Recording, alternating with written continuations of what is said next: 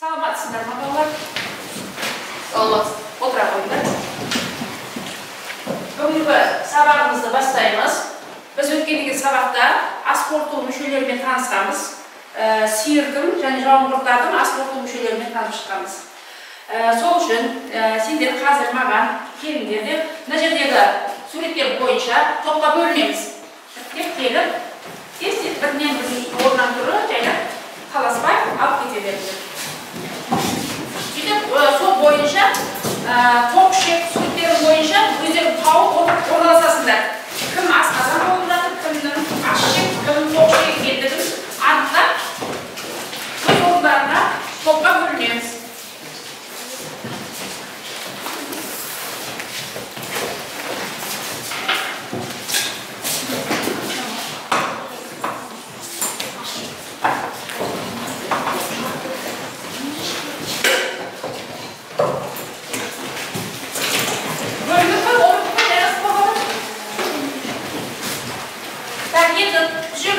Топ басшысы боламыз.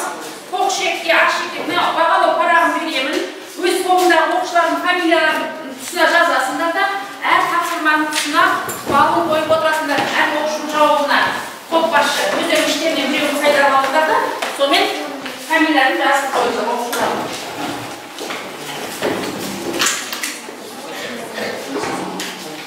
Ал енді топқа бөліндік. Біз өткен сабақтарымызды еске түсіреміз балдар. Оны ген диаграммасы бойынша түсіндіреміз. Бірінші, жауынқұрттың ас қорыту жүйесі бойынша қай топ жауап береді? Жауынқұрттың суреті мынау тұр бізде. Келе ғой. Указканы ала ғой. Жер жағында тұрамыз. Жауынқұрттың аузы болады. Ол ауыздан шайналып сілекейлермен араласып жұтқыншаққа барады. Жұтқыншақтан өңешке өтіп, өңеште жұмсауға келеді. Жұмсауда ол асқазанның қатпарлы қалыптасып, ол қоректі қорытылатын жанасуы артады. Одан қатпарлы болады. Одан кейін барып қарынға келеді. Ол қарында қорытылып, ішекке келіп, ішекте қанға сіңіріледі. Одан кейін барып, осы аналық тесік арқылы шығып кетеді, және де денелерге тарайды. Жақсы, саған бір сұрақ. Қанға ішекке келген кезде қанға сіңіріледі десің. Сол қанмен қайқа барады олар? Қанмен бүкіл денеге тарайды. Дене жасушаларына қоректі заттар жеткізіледі. Дұрыс, жақсы, отыра ғой. Келесі, біз маған айтады, сиырдың ас қорыту жүйесін қай топ? Келе ғой. Сиырдың ас қорыту жүйесі бізде мынау топ. Сиыр күйіс қайратын жануарларға жатады. Бұл күйіс қайратын жануарлардан сиырдың ерекшелігі асқазанында қарында 4 бөлімнен тұрады. Үлкен қарын, жұмыршақ, қатпарлы және де бізде ұлта бар. Бірінші бізде жайылымға шыққан сиыр қоректі аузына алып, үлкен қарынға түседі. Одан соң жартылай қорытылған қорек қайдан аузына барады. Сосын күйіс қайрады. Қайтадан үлкен қарынға немесе жұмыршаққа түседі. Жұмыршаққа түскен қорек ары қарай қатпарлы қарынға түседі. Сол үлкен қарын мен жұмыршақты тағы кімдер бар қорытуға жәрдем беретін? Бактериялар мен қарапайымдар. Инфузория туфелкамыз дейтін едік, немесе кірпішек тепшейді айтады. Дұрыс. Осы қатпарлы қарынға түседі. Қатпарлы қарын деп аталу себебі, бұл қатпарлы қарын кітап сияқты қатпарлы болып келеді. Осы қатпарлы қарында қарапайымдар мен бактериялар қоректі қорытады. Ары қарай ол ұлтабарға барады. Ұлтабардан бізде мына ішекке жалғасады. Аш ішек па? Аш ішек. Осы аш ішектен бізге қанға қоректі заттар сіңіріледі. Қаннан ары қарай бүкіл денеге барады. Ары қарай қорытылмаған қорек тоқшекке барады. Тоқшектен ары қарай аналық тесік арқылы шығып кетеді. Жақсы. Ал енді біз шұбалшағымен, яғни омыртқасыз жануар дейміз. Ал омыртқалы жануарлардың сүтқоректілердің, омыртқалы жануарлардың арасындағы ас қорыту мүшелерінің таныстықта енді осы екеуінде қандай ортақ белгілер бар екен, сол туралы қай топ айтып береді маған? Ортақ белгілерін айтады. Жауын құрт пен сиырдың ұқсастықтары. Жауын құрттары сиырда да ауыз болады. Ауызы болады. Сілекей бездері екеуінде де болады. Екеуінің айырмашылықтары жауын құртта тісі болмайды, ал сиырда тісі болады. Жауын құртта өт, бауыр, тоқ ішек пен аш ішек болмайды, ал сиырда тоқ ішек те, аш ішек те, өт те, бауыр да болады. Жақсы. Так, балдар енді бізге үйге берген тапсырмамыз түсінікті болды ғой. Ас қорытудың ортақ белгілеріне жаңадегі тағы да қосып айтып кетсек болады еді сандуғаш. Бұл жерде екеуінде де ұқсас белгілері ішекке келген кезде шаңдада да сиырда да ішекке келген кезде қайға сіңіріліп жатыр? Қанға сіңіріліп жатыр. Сол қоректік заттарымыз қан арқылы бүткіл денесіндегі жарушаларға қоректік заттарды апарып береді. Қанның қызметі не еді? Қанның қызметі тасымалдау. Нені тасымалдайды еді? Қоректік заттарды оттегін тасымалдайды. Жақсы, дұрыс, өте дұрыс, тамаша. Ал енді сендерге жаңағыдегі сендер топқа бөлінген кездегі суреттердің бойынша сендер бөліндіңдер. Осы суреттердің бойынша маған сиырдың ас қорыту мүшелерін салыстырып айтып бере аласыздар ма? Бұл қандай ағзаға тиесілі екен суреттеріміз? Бізде аш ішек. Бұл адамдармен сиырды салыстырып қараса, аш ішектерін бізде адамда аш ішек пен сиырдың аш ішектегі екі пішіндері әртүрлі келеді, бірақ түсініктері бірдей. Қай ағзаға бұл? Адамға тән. Сіздер не айтасыздар? Айта қойыңыздар. Бізде адамның асқазаны мен сиырдың асқазаны ұқсас болмайды, бірақ оларға қараған қызметтері бір-біріне ұқсас болып келеді. Адамның асқазаны екенін біліп қойдыңдар, иә? Бұл бізде тоқ ішек, бұл адамның тоқ ішегі. Сиырдың тоқ ішегіне ұқсас болып келеді. Атқаратын жұмыстары ұқсас, бірақ мынау тоқ ішектері әртүрлі болып келеді. Пішіндері әртүрлі болып келеді екен. Жақсы, отыра қойды. Сонымен балдар, біздер бүгінгі тақырыбымыз, сабақтың тақырыбы адамның ас қорыту жүйесінің құрылысы екен. Ас қорыту жүйесі. Ал оқу бағдарламасына сәйкес оқу мақсаты бүгінгі адамның ас қорыту жүйесінің құрылысы мен қызметтер арасындағы өзара байланысты түсіндіру. Сабақтың мақсаты ас қорыту мүшелерімен танысамыз, адамның ағзадағы ең үлкен бездің рөлін анықтайды. Қандағы қанттың төмендеу реттейтін гормонның қызметін анықтайды. Ас қорыту жүйесіндегі астың қорытылуында бауыр, ұйқы безінің арасындағы өзара байланысты анықтайды. Енді бүгінгі жаңа тақырыбымызды ашамыз. Оқудағы мәтінді ашамыз. Адамның ас қорыту жүйесінің құрылысы. Қазір сендерге өздеріңше оқып аласыңдар мәтінді, сонымен тапсырма беріледі.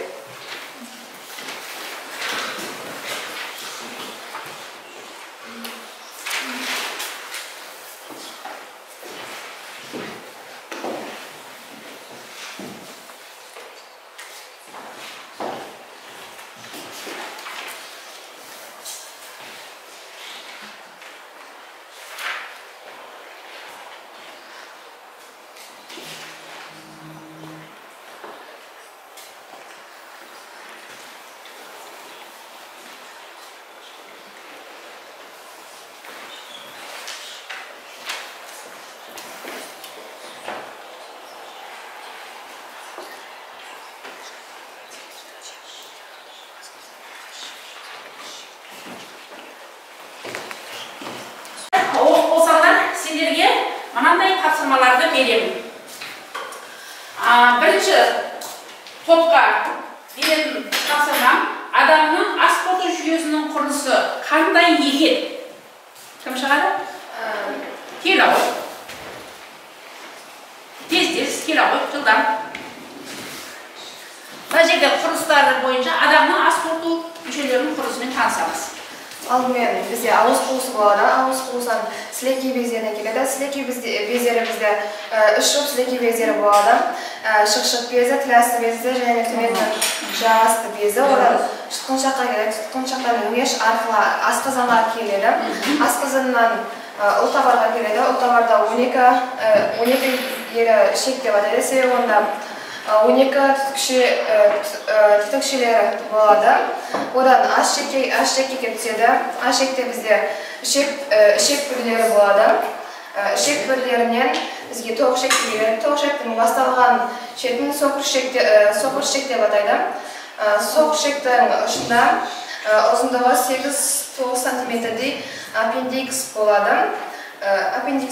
Тоқ шек тікшек анал тесігімен аяқталады. Жақсы, отыра. Сонымен біздер ас қорыту мүшелерінің құрылысымен таныстық. Тағы бір сұрақ. Ас қорыту мүшелер жүйесінің қандай бұлшықеттерден тұрады енді олар? Қандай бұлшықеттерден құралады екен? Ас қорыту мүшелері, мысалы өңеш, қарын деп атамыз ғой солар. Қандай деймін? Кім айтады? Бірыңғай салалы бұлшықеттер. Дұрыс айтты. Бірыңғай салалы бұлшықеттерден тұрады екен. Ішін қандай епителек ұлпалары астарлап жатады дейтін едік, жақсы, құрылысымен таныстық. Келесі, ауыз қуысындағы сілекей бездері бойынша тапсырманы кім айтып бере ғой? Келе ғой. Болады.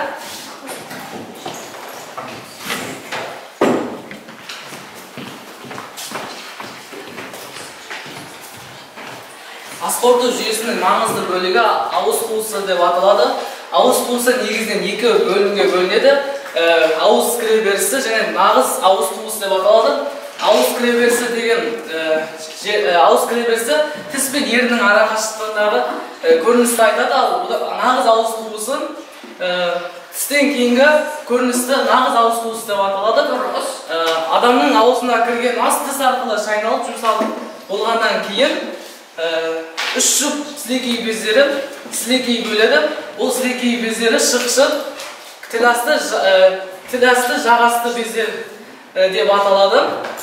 Сілекей бездер тәулігіне 1,5-2 литр сілекейге дейін бөлінеді.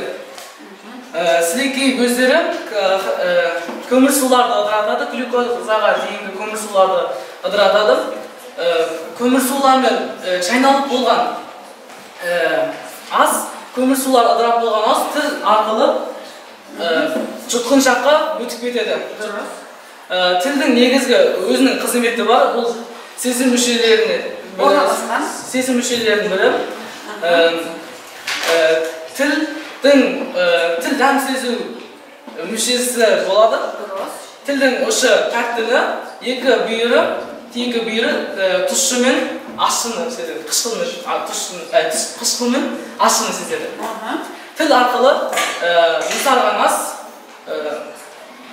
жұтқыншаққа өтіп кетеді. Бана көрсетші шықшық без қайсы? Шық без бар дедіңді, шықшық безі. Тіласты без қайсы? Тіласты тілдің астына тұрған. Астыңғы жұқ безіміз қайсы? Бұл жағасты безі. Жақсы. Түсінікті болды ма қылды? Жақсы. Өте дұрыс, рахмет. Келесі. Бауыр ұйқы безі асқазаны мен ішектің бір жақшалы бездері. Бұл тапсырмаға кім жауап бере алады? Келе ғой.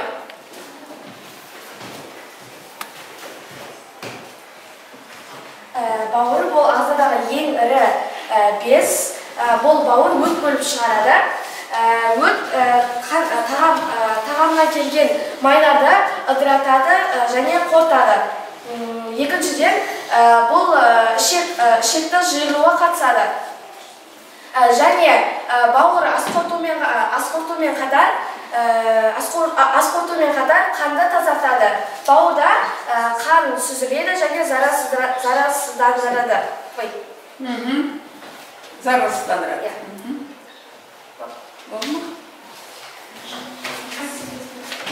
Сен жүз безін айтасың ба, Келеу? Тез қатыр тұра бермеңдер ма? Мейді. Ұйқы безі бұл бізде арнас секреция безі болып табылады, және де ол қанға инсулин және де глюкагон дейтін гормондарды бөледі. Инсулин гормоны бұл бізде біздің ағзамызда қан көбейіп кетсе, сол қанттың мөлшерін реттеп отырады, яғни глюкозаны гликогенге айналдырады.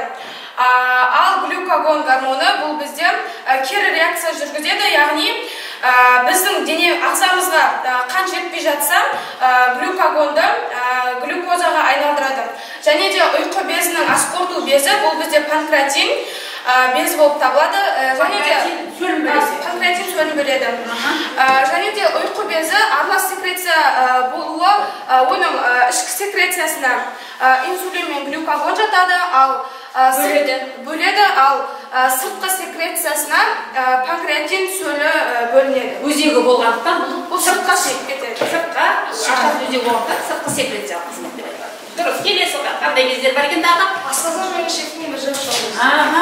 Асқазан мен ішектің бір жасауы бездері, олар асқазан мен ішектің сөлдерін бөліп шығарады. Асқазан мен ішектің сөлдерін бөліп шығарады. Бұл бездер асқорыту жолы мүшелерінің қабырғасында орналасқан бір жасау бездер. Жақсы. Біз асқорыту мүшелерінің бәрін танысып шықтық. Енді сендерге мынандай тапсырма беремін. Маған ашшек сендерге банка әдісі бойынша мынаның ішінде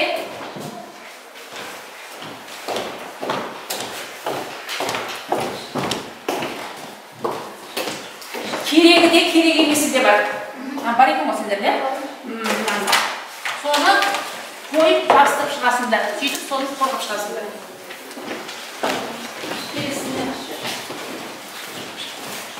Так, келесі екінші әдісіміз клейлер бар еді? Клейлерді деп едім ол клей. Так, ассоциация әдісі бойынша екінші топқа асқорыту жолы бойынша жылжыған кездегі ретпен еруін көрсету, өзгерту. Так, сендерге осымен дайындаласыңдар, топпен жұмыс. Сөйлесі қайтатындарын дайындап. Үшінші топқа функционалдық сауаттылық бойынша гастроэнтеролог мамандардың пікірлері. Бұл жерде асқорыту бездері бөлетін сөйлердің маңызы және олардың қызметтерінің бұзылуынан туындайтын аурулар туралы айтасыңдар. Сұрақ тақтада тұр, сол бойынша дайындаласыңдар.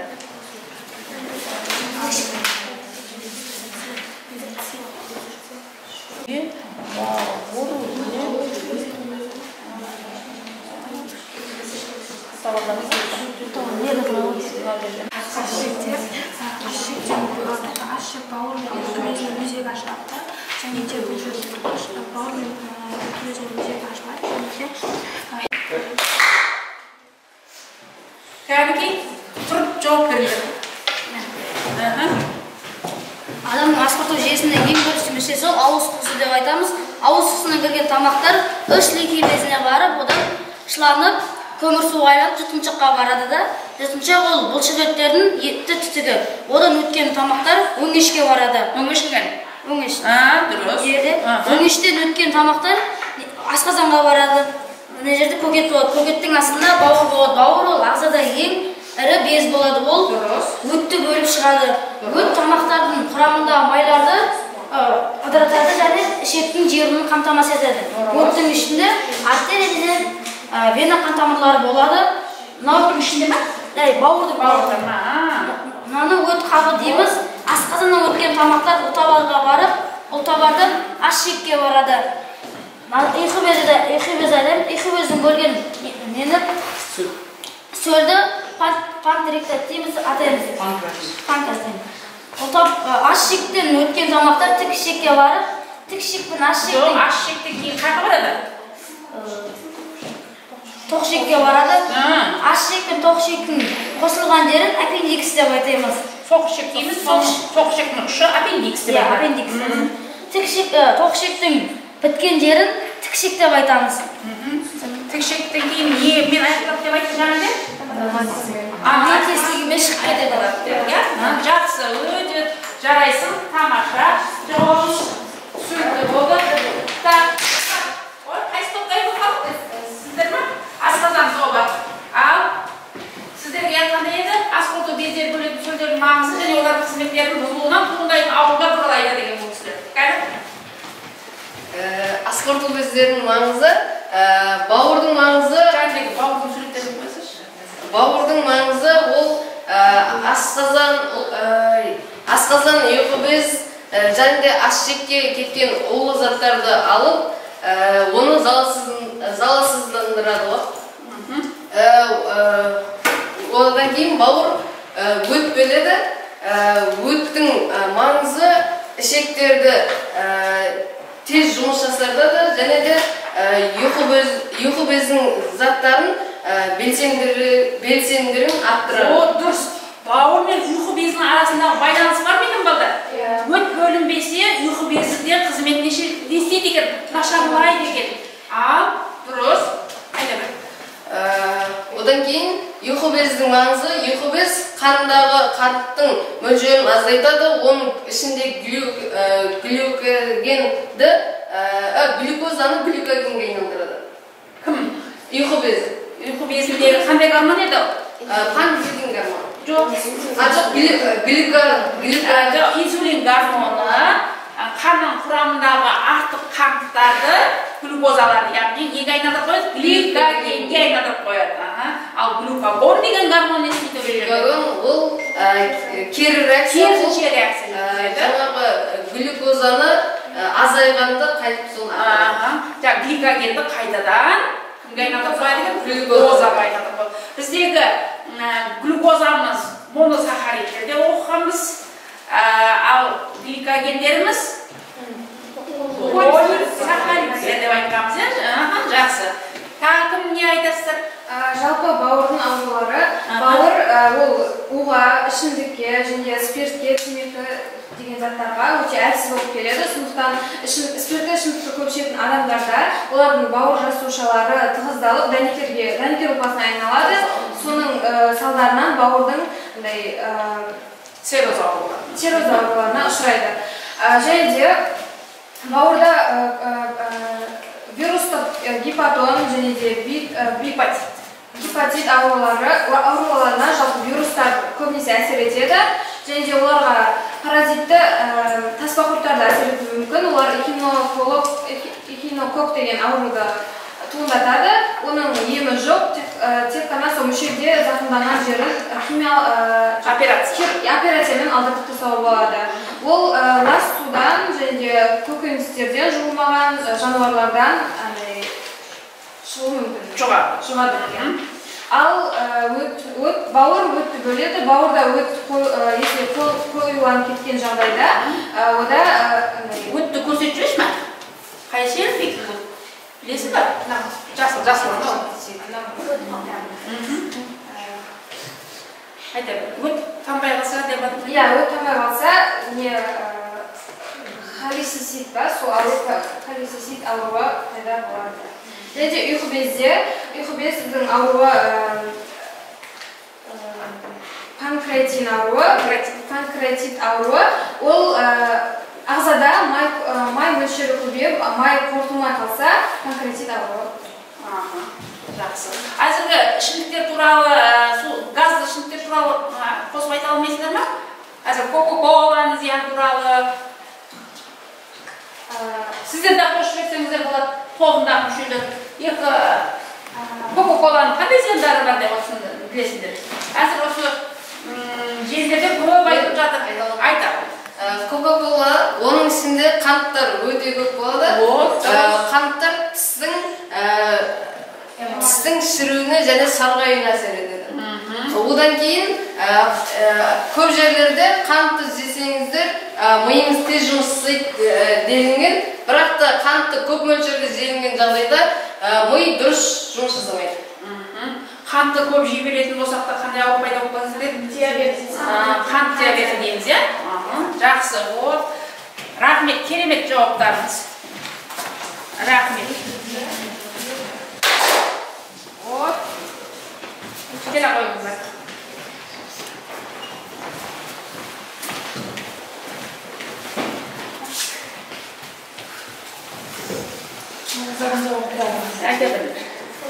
Біріншіден, тағам ауыз қуысына барады. Ауыз қуысында амилаза ферменті болады.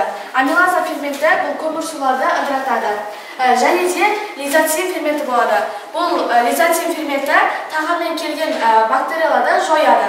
Ауыз қуысынан кейін сілекей арқылы шыланып, жұтқыншаққа келеді.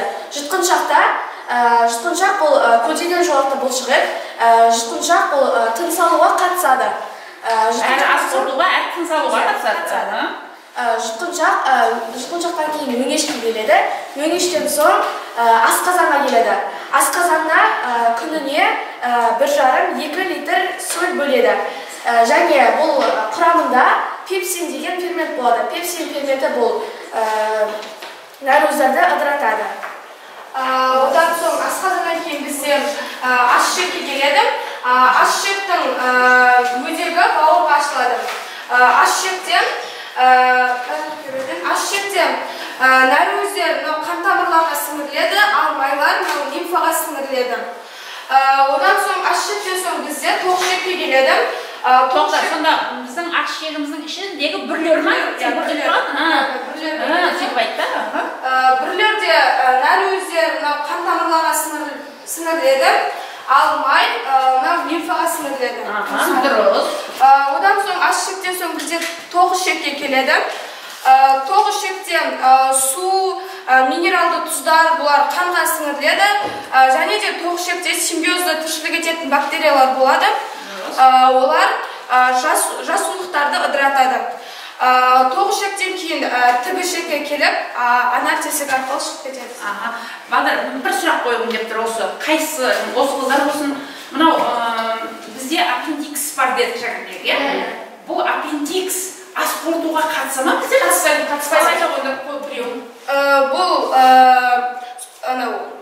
соқыр ішектің басталған жерінде болады аппендикс. Бұл бізде ас қорытуға қатыспайтын мүше болады. Ол кімде де қатысады ас қорытуға, бізге қатысады? Шөп қоректі жануарларда бүйеншек деп айтамыз біздер. Олар ас қорытуға, жасуылықтарын қорытуға қатысады бұларда. Ал бізде қалдық ретінде сақталған бізде. Оны жоғарғы кластарда біз тереңірек айтамыз. Жақсы, отыра қойыңдар. Жақсы, енді балдар, дәптерлеріңді ашыңдар. Маған биологиялық диктант жазып бересіңдер. Биологиялық диктант. Тез жазамыз. Сен.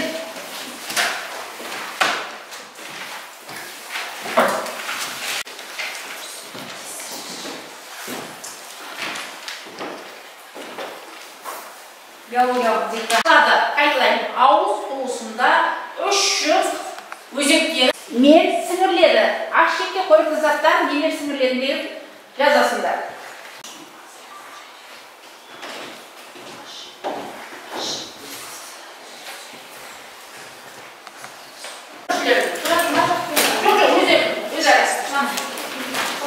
Ауызладыңыз, сөйтеміз де қатемен тексереміз. Ауыз қуысында 3 сілекей безінің өзектері ашылады. Міне сілекей бездерін. Дұрыс па екен? Дұрыс болса, птичка қоясыңдар, дұрыс деген белгі. Асқазанда. Асқазан сөлі түзіледі. Дұрыс. Аш-ішекте қоректі заттар мен қан мен лимфа сіңіріледі. Сендер тыныш отырыңдар, өздерің үндемей тексерсеңдер. Келесі, тоқ-ішекте қанға су мен дәрумендер мен минерал тұздар сіңіріледі. Тексеріп болсаңдар, әр сұраққа 1 балдан қойылады. 1 бал. Сонда 4 балға бағалайсыңдар да, көшбасшылары бағалау парағына балын түсіріп беріп маған. Үйге балдар, мынау ненің параграфтың соңында кесте тұр. Осы кестені толтырасыңдар, сызып толтырып келесіңдер. Түсінікті болатын болса, енді жаңадегі маған Спикерлеріне бүгінгі сабағымыз туралы рефлексия yer байланыс жазып бересіңдер де, оны маған қойып кетесіңдер. Бүгінгі сабақ туралы не түсіндің, не түсінбедің, қай жері түсініксіз болды деген сияқты.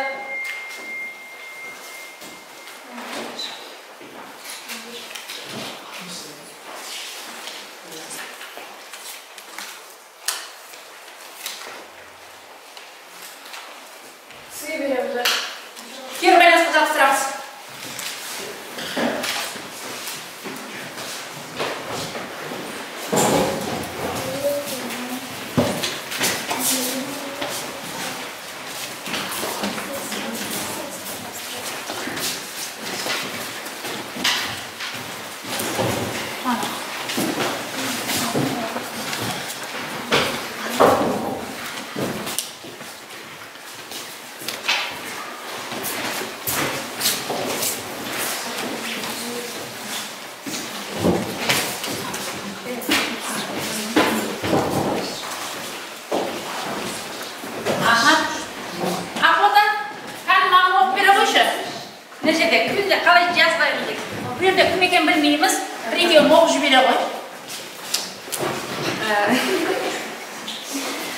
Бүгін сабақта адам асқорту жүйесін түсіндім. Келесін оқи ғой. Бәрі түсінікті болды, маған ұнады. Мен бүгінгі сабақта барлығын түсіндім, бәрі ұнады. Жақсы. Болды, я? Бір-екі жүйені оқып берсең, өзім қалғанын оқимын. Бәріңе де түсінікті болды ма, балдар? Сонымен бүгінгі сабағымыз түсінікті болса, сабағымыз аяқталды. Сау саламатта болыңдар.